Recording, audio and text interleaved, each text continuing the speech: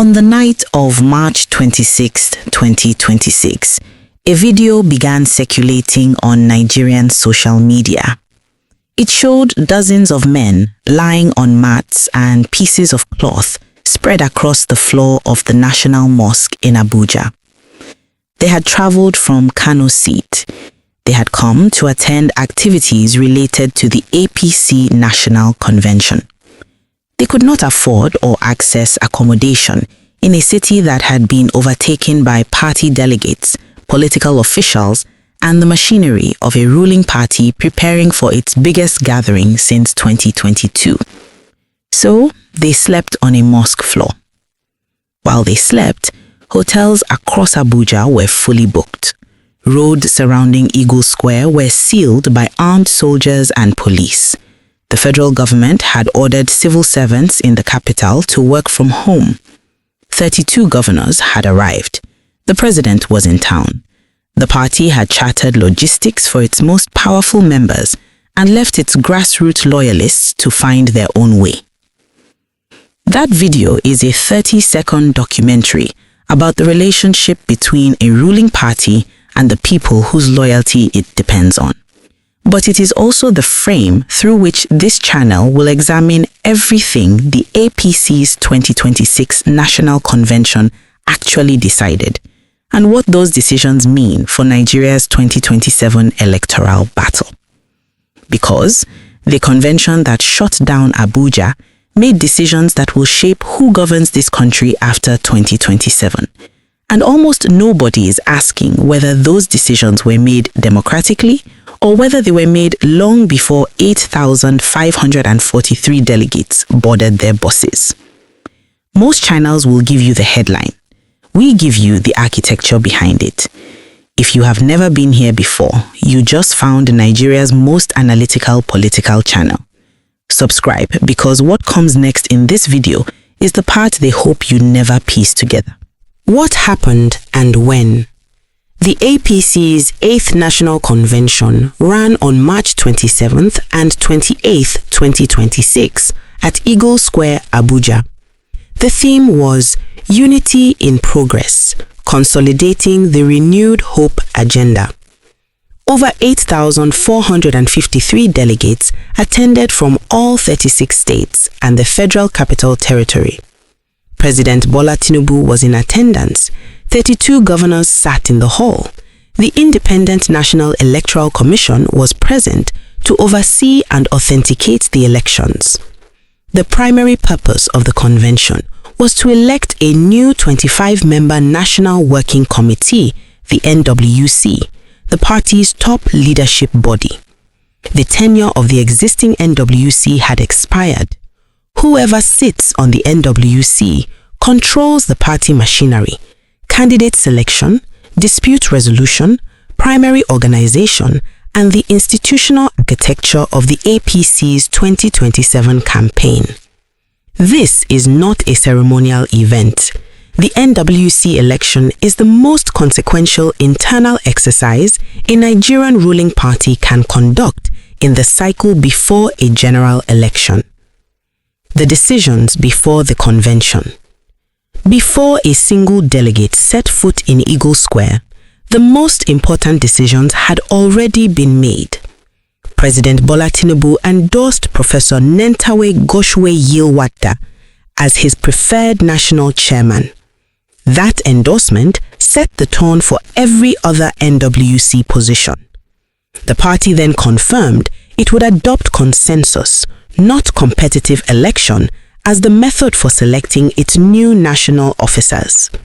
The party screened aspirants, identified its consensus candidates, and by the time the delegates arrived, the outcomes were already agreed upon. This Day Live reported the internal party instruction. Current NWC members were essentially told to bow and go, to stand aside and allow a new consensus list to be presented. The convention's drama, suspense, scheming, politicking, anxiety, and any form of surprise had been removed by design. 8,453 people traveled to Abuja to affirm decisions that had already been taken in private consultations between the presidency and the Progressive Governors Forum. The party said consensus was necessary to ensure unity and a smooth convention ahead of 2027. But unity for whom? Decided by whom? And at whose expense? We will return to the question of what Nigerian electoral law actually says a party must do when it claims to hold an election, and whether what happened at Eagle Square qualifies. Lagos delegates were reportedly stranded at airports and motor parks because Governor Sanwo-Olu's administration allegedly failed to release mobilization funds on time. The same party that shut down Abuja for its convention could not mobilize its own supporters from its wealthiest state. We will return to what that operational failure reveals about the relationship between governors and their loyalists who sustain them. What the convention actually decided. The APC's 2026 convention made 4 categories of decisions that matter analytically. First, the NWC elections. The convention elected a new National Working Committee by consensus. Nentawe Yowata was confirmed as national chairman. Ajibola Basiru was confirmed as national secretary.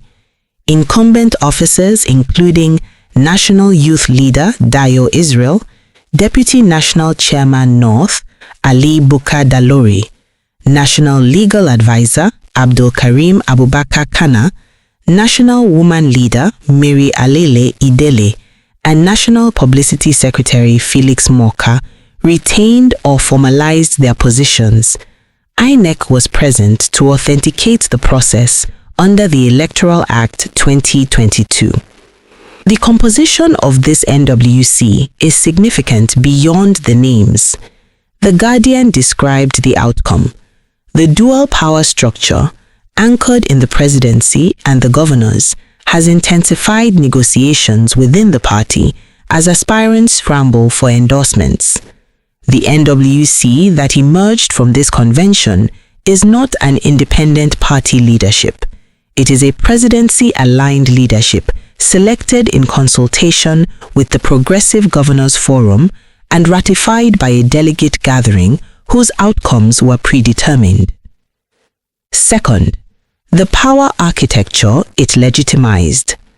The APC now controls 32 of Nigeria's 36 state governments. This is the first time in Nigeria's democratic history that a ruling party enters a general election with that level of gubernatorial dominance. The convention is the moment that dominance was formally institutionalized inside the party's leadership structure. Every governor who crossed from the PDP since 2023, 9 in total, now sits inside a party apparatus whose NWC was elected with their active participation in shaping the consensus. Third, the zoning grievances it suppressed. Not everyone accepted the consensus quietly. Dagogo Fubara, seeking the South-South Zonal Vice Chairmanship, filed a complaint at the Federal High Court in Abuja, alleging exclusion despite paying the required 5.1 million naira for his nomination form. Paul Oyiburume raised similar allegations.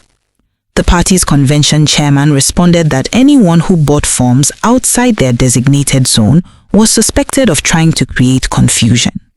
That framing, treating aspirants who followed party rules as troublemakers, is itself an institutional signal about how internal dissent will be handled in the 2027 primary season. Fourth, the constitutional amendment provision. The convention was also empowered to deliberate on and amend the APC's constitution. Any amendments passed at this convention will govern how the party conducts its 2027 primaries, resolves candidate disputes, and disciplines members.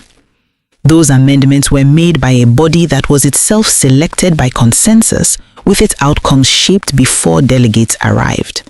The rules for 2027 were written by a leadership assembled in 2026 without competitive election.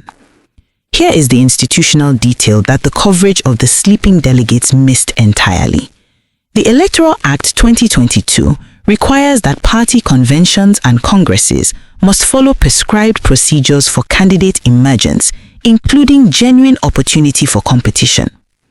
The APC's own press conference defending consensus said that positions were zoned and that aspirants buying forms outside their zone were creating confusion. But Dagogo Fubara's court filing alleges he was excluded from a position within his own zone despite fulfilling every financial and constitutional requirement. If that allegation is accurate, the NWC produced by this convention was assembled through a process that excluded qualifying aspirants, and INEC, which was present to authenticate the outcome, may need to examine whether what it authenticated met the Electoral Act's threshold for a genuine election. The loyalty paradox. What the Mosque video actually shows. The men who slept on the floor of the National Mosque in Abuja were not victims of negligence. They were participants in a structure. Nigerian political parties, particularly ruling parties, do not primarily mobilize loyalty through ideology, policy, or national identity. They mobilize it through the promise of access. Access to resources, contracts, patronage, and the protective networks that allow ordinary Nigerians to navigate an economy that offers very little structural support. People travel at personal cost to attend party conventions not because they believe in the party's manifesto, but because being present, being visible, and being counted creates a claim on future access. The Kano supporters who slept in the mosque were making that investment. They were spending their own money, enduring physical discomfort, and tolerating the logistical failure of their party's organization because absence carries a cost that presence, even uncomfortable presence, does not. Who controls whom? The governor-delegate relationship. The Guardian's analysis of the convention described governors as very powerful in determining the outcome because they control many delegates. Many party leaders are already aligning with their governors to improve their chances. That is the structural relationship the Mosque video illustrates from the other direction. Governors control delegates. Delegates depend on governors for the access that makes party membership worthwhile. The convention is the formal expression of that power relationship, not a departure from it. Lagos delegates were stranded because the governor's administration allegedly did not release mobilization funds. The stranding was not random. It was the consequence of a decision or a failure to make a decision by the official who sits at the apex of the delegate network in Nigeria's most politically significant state. Lagos delegates are Sanwo-Olu's delegates. His failure to mobilize them is his failure, not the APC's failure in the abstract. Here is the political detail that reframes the entire convention. The APC entered this convention as the first ruling party in Nigeria's democratic history to control 32 state governments. That dominance is unprecedented, but dominance at the gubernatorial level has been achieved through defections, 9 governors who were elected on opposition platforms and then crossed to the APC. Those governors brought their delegates with them. The APC's 8,453 delegate convention is partly an assembly of people who were delivered by governors who were themselves delivered to the party by decisions taken in Abuja. The party's apparent grassroots strength is partly a function of executive recruitment at the top, not organic membership growth at the bottom. The men sleeping in the mosque are the authentic base. The 9 defecting governors are the strategic acquisition. Those are 2 very different things sitting inside the same convention. Now, if what I just told you surprises you, drop a comment below. I want to know what you think before we get to the part that changes everything. What a ruling party with 32 governors means for 2027.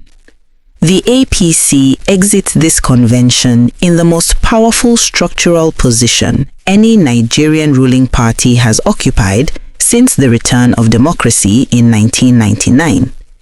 32 of 36 states, a unified NWC aligned with the presidency, a convention that produced no internal crisis, no credible rival, and no organized faction capable of challenging the established consensus.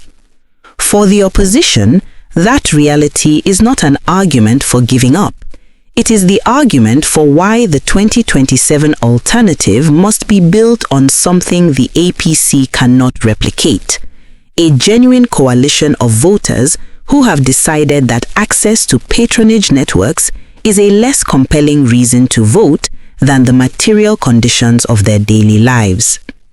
The economic contrast the convention could not avoid.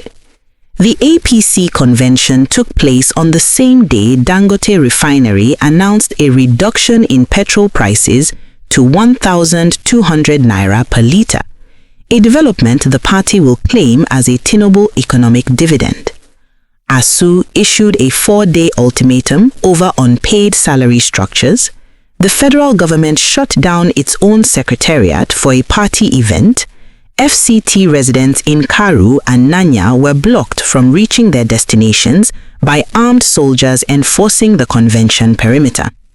The image of a government that can mobilize armed security across Abuja for a party convention but cannot prevent its own supporters from sleeping on a mosque floor is not an image the APC's media committee will be able to manage away. It is the image that will circulate in opposition messaging from now until voting day in 2027. The internal democracy question. Premium Times' analysis of the convention noted that decisions may be largely determined long before delegates converge, given the critical role of ward, local government, and state congresses in shaping the delegate list. Control at these foundational levels often translates to decisive advantage at the national stage. A convention that cannot be genuinely contested at any level because the delegate list, the candidate list, and the outcome have all been shaped before the event begins is not a democratic exercise. It is a ratification ceremony. A party that holds ratification ceremonies and calls them elections is a party that has decided that the performance of democracy is more useful than its practice. That decision will shape how it conducts its 2027 primaries. And 2027 primaries will determine whether the candidates Nigerians are asked to vote for reflect the genuine preferences of party members or the preferences of 32 governors and a presidency. The strongest case for the APC's consensus approach. Let this channel be precise. The case for the APC's consensus approach to its 2026 convention is not without merit and deserves to be stated clearly. Nigerian party conventions that are genuinely contested have a documented history of producing violence, electoral malpractice, and factional crises that weaken the party's general election capacity. The PDP's internal contests have repeatedly produced governors and candidates who spent their tenures fighting internal rivals rather than governing. The APC's own 2022 convention produced an NWC whose leadership subsequently resigned. A consensus approach that produces a unified, presidency-aligned leadership may genuinely be the less damaging option for a party that needs cohesion ahead of a contested 2027 election. Bayelsa Governor Doye Diri, one of the defecting governors who now sits inside the APC, described the consensus method as the greatest method to promote unity. Governor Sanwo-Olu, speaking after the Southwest Congress, described the APC in the Southwest as a united and a formidable political bloc. These are not fabricated endorsements. They reflect the genuine calculation of political actors who believe that organizational unity is a necessary condition for electoral success. Misconceptions in circulation. 1. The supporters who slept in the mosque were victims of APC failure. This framing misunderstands the structure. The Kano supporters who slept in the mosque were not failed by the APC as an institution. They were navigating a system in which mobilization resources are distributed by state-level party actors, governors, and party chairmen, whose priorities determine who gets accommodation, transport support, and logistical coverage. The failure, where it existed, was local and human, not institutional and systemic. The mosque video is a symptom of how Nigerian party mobilization works, not evidence that it broke down. 2. A convention with 8,453 delegates proves the APC has genuine mass support. Delegate counts at Nigerian party conventions measure the mobilization capacity of governors and party chairmen, not the voluntary attachment of ordinary members to the party's program. 8,000 delegates is a logistical achievement. It is not a measurement of ideological commitment or electoral intention. The men sleeping in the mosque came because their local party structure sent them. Whether they will vote APC in 2027 because it is the only way to maintain their access to the networks that sustain them is the question that will be answered at the ballot box. Here is the counterintuitive detail that reframes everything the APC wants you to take away from this convention. The party now controls 32 state governments. It just held a convention of over 8,000 delegates. It produced a unified leadership without a public crisis. By every conventional measure of Nigerian political strength, the APC has never been more dominant. And yet, on the night before that dominant party's convention, its own supporters were sleeping on a mosque floor in the capital city. Dominance at the top has not translated into organizational care at the bottom.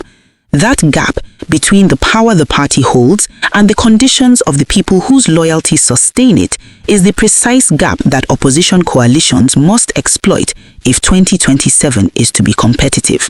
Most likely next moves. The new NWC will move immediately to begin organizing the ward and state-level structures that will conduct the APC's 2027 primary processes. The NWC controls the party machinery that determines who gets the APC ticket at governorship, senatorial, and House of Representatives level. The consensus method used to constitute the NWC creates an expectation and a template for how 2027 primaries will be managed.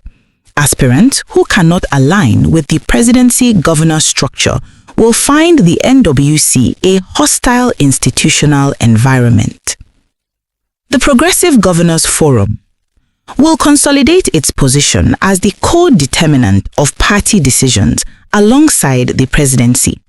32 governors acting collectively through the forum represent a power block that no NWC can ignore and that no opposition challenger can replicate.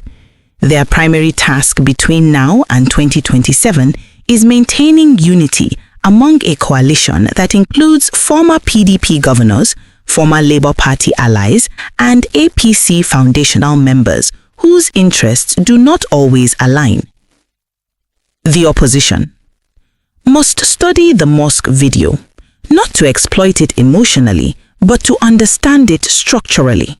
The men who slept there are not unreachable. They are people navigating a system that the opposition has not yet offered them a credible alternative to. A 2027 opposition coalition that speaks to those men, not at them, with a concrete account of what changes in their daily lives if the government changes. It has a conversation the APC's convention did not have. INEC should review the Dagogo Fubara petition carefully. If a qualifying aspirant was excluded from a party congress that INEC subsequently authenticated, that exclusion has implications for the validity of the NWC positions filled at the convention and for INEC's own authenticating body.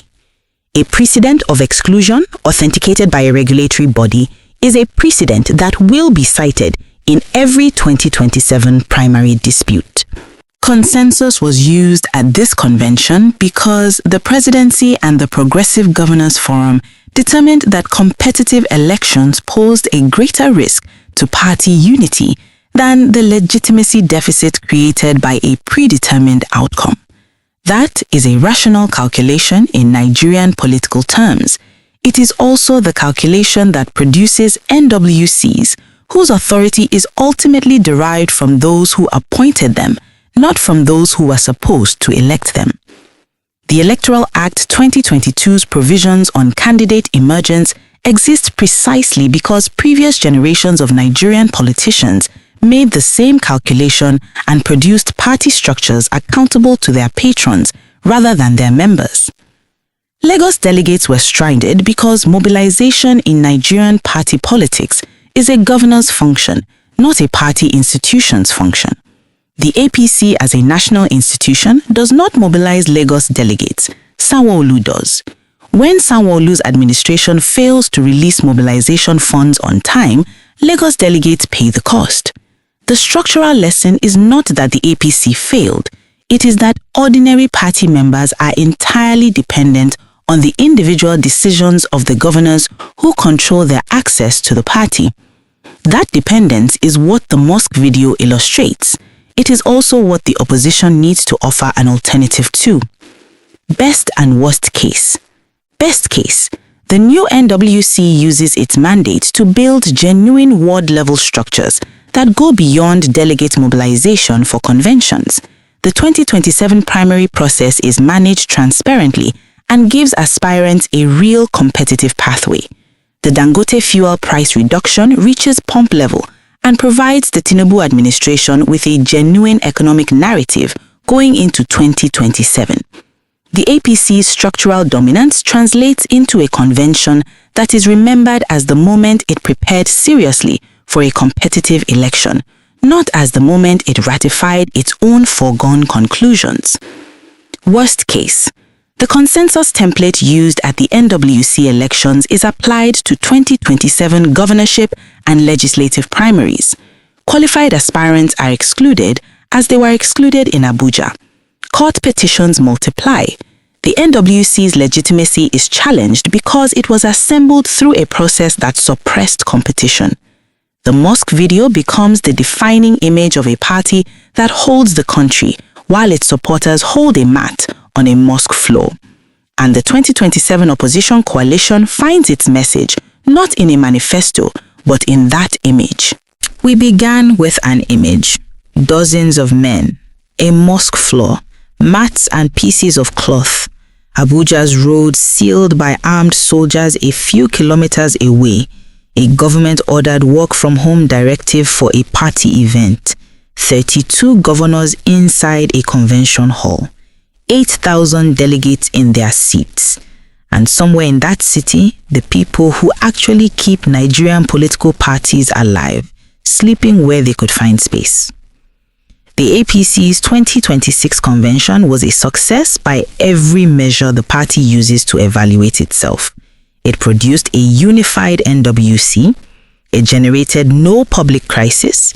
It confirmed the presidency's preferred leadership. It positioned the party for 2027 with structural dominance that no opposition coalition currently matches. But a party that can shut down a capital city cannot mobilize its own delegates from Lagos. A party that controls 32 governors cannot ensure that supporters from Kano have a bed in Abuja. A party that calls its leadership selection process an election cannot explain why qualified aspirants were excluded before the voting began. These are not contradictions that can be resolved by a convention theme. They are structural questions about what the APC is and who it is actually for. The opposition's 2027 task is not to produce a bigger convention, a longer delegate list, or a more impressive consensus. It is to speak to the men on the mosque floor in a language that explains why their conditions will change if the government changes, and to make that explanation credible enough that they choose it over the access networks a ruling party provides. That is a harder task than shutting down Abuja. It is also the only task that 2027 actually requires. The APC's 2026 convention confirmed its structural dominance, installed a presidency-aligned NWC by consensus, and produced the image of the year. A ruling party's supporters sleeping on a mosque floor in the city its leaders had sealed off for the occasion. Both of those things are true simultaneously, and both of them will matter in 2027. You now know something that most Nigerians watching the news tonight do not know. What you do with it is up to you. Share it, debate it, challenge it. That is how democracies survive. AFRONEWSHQ. Nigeria deserves better analysis. See you in the next one.